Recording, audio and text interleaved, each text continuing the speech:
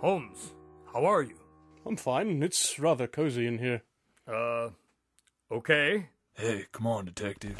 You in or out? Just hold on a minute. You're playing cards? Sure, why not? Holmes, you need to be careful in here. You're liable to get hurt. Oh, don't worry, Watson. I can take care of myself. They think it's great fun taking money from a detective, but they won't be quite so happy when it's my turn to deal. You told them you're a detective? No, not exactly. Check out the guy sitting over there in the corner. Look familiar? Why, it's Mr. Rothschild.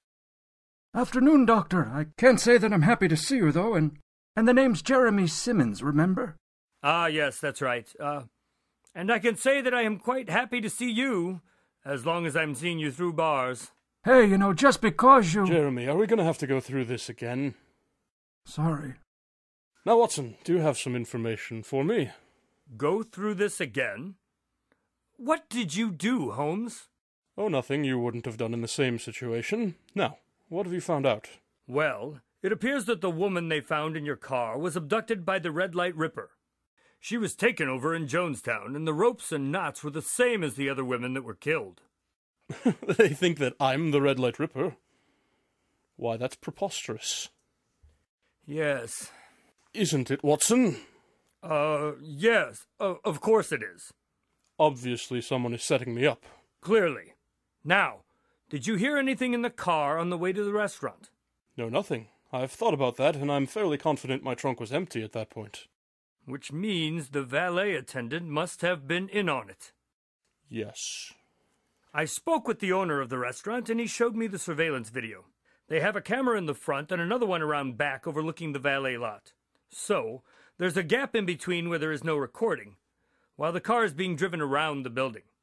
So they dumped her in the car over there, out of the view of the camera.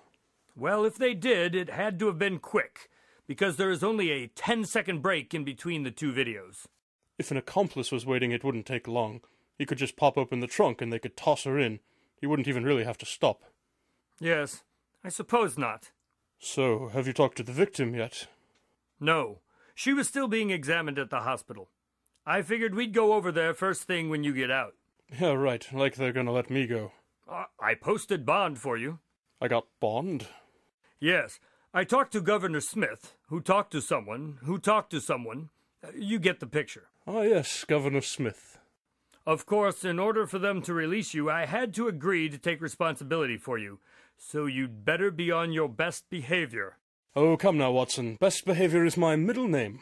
Now, if you'll excuse me, I'm going to go cheat my cellmates out of some more money before I'm set free.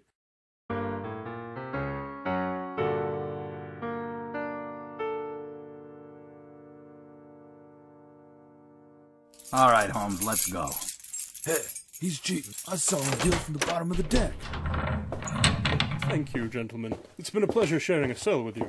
Hey, get back here, you son of a... Knock it off, or I'll take the cards away. But he cheated. Yeah, well, how does it feel, Mr. Shoplifter? Thank you, Officer Weathers. You have impeccable timing, as always. Apparently you have friends in high places, 'cause you're being let go. But believe me when I say I'm gonna have my eye on you. As will I. So what's your plan, then? What can you tell me about this valet attendant? Nothing. I'm not allowed to give information to suspects. Well, am I a suspect? Not at this time, no. So, then you can tell me. I suppose. What would you like to know? That's a good question. I believe the doctor is wondering how long the man has been working at the restaurant. Yes, exactly.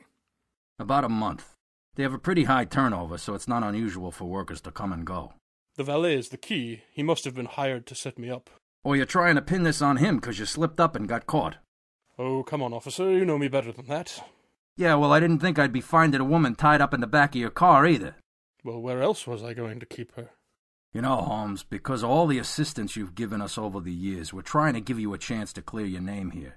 But if you'd rather just make jokes, I can put you right back in the cell with those guys. All right, Holmes. Let's get going. Certainly. And where, may I ask, are you headed? To talk to the woman. Oh, no, you're not. Why not? She's the victim. You're the suspect. You do the math. Well, she might be able to give us some clues as to who grabbed her. I took a statement. I've got everything you need to know. I'd really prefer to talk to her in person. Well, it's not gonna happen. This'll have to do. All right, fine. What did she tell you? She was abducted last night. She didn't see the man who grabbed her because it was dark and he came up from behind. She was put in the back of a van and they drove her to some sort of warehouse, she thinks.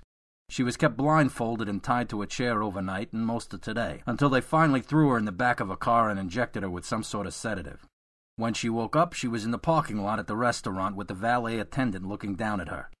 Does she have any idea where the warehouse was? No, but she did hear several things while they were driving around in the van. And?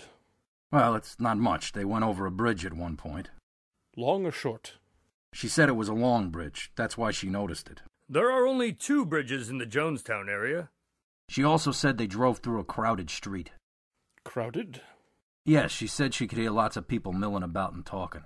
She couldn't make out any of the words, though. I figure maybe it was some sort of block party or a pub crawl or something like that. What are you thinking, Holmes? Officer Weathers, did she by chance mention smelling maple syrup?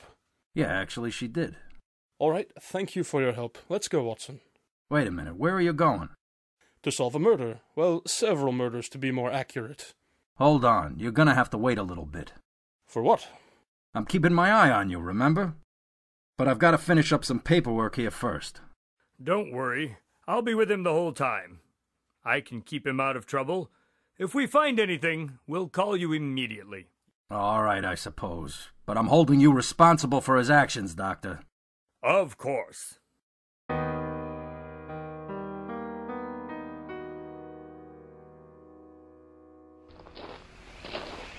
So, why do you think this is the warehouse?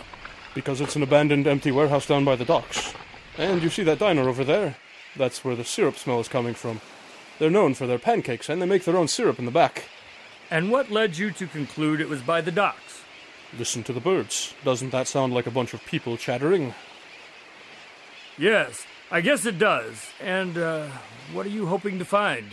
Something that will prove that the girl was held here. Holmes, what are you doing? You know, Doctor, for a supposedly intelligent man, you sure are slow sometimes. I would think by now that you would know what breaking and entering looks like. I know what it looks like, but I'm responsible for you, remember?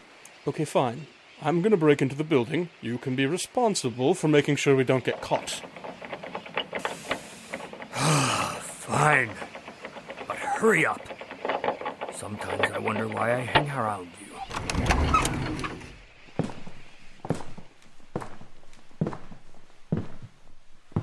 We need to find a light. I can't see anything in here. Not so fast. Professor Marty.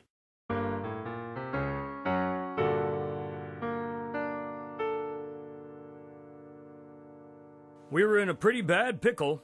There were a half dozen guns around us, and I couldn't see any way out of it.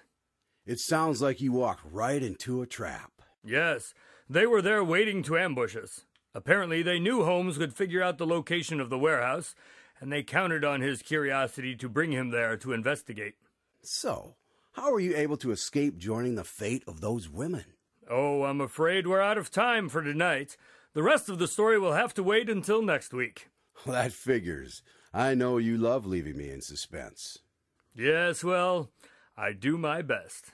All right, well, until next week, remember to check out Battlezone Games just off Interstate 380 in Hiawatha and online at battlezonegames.com for all your board game and hobby game needs. And when ordering online, be sure to use the coupon code WATSON for a special 10% discount for listeners of the Watson Files.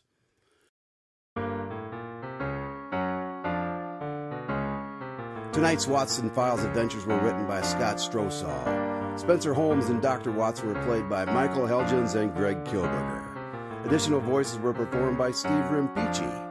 For Battlezone Games, this is Craig Dahlen saying good night from Strobe Studios.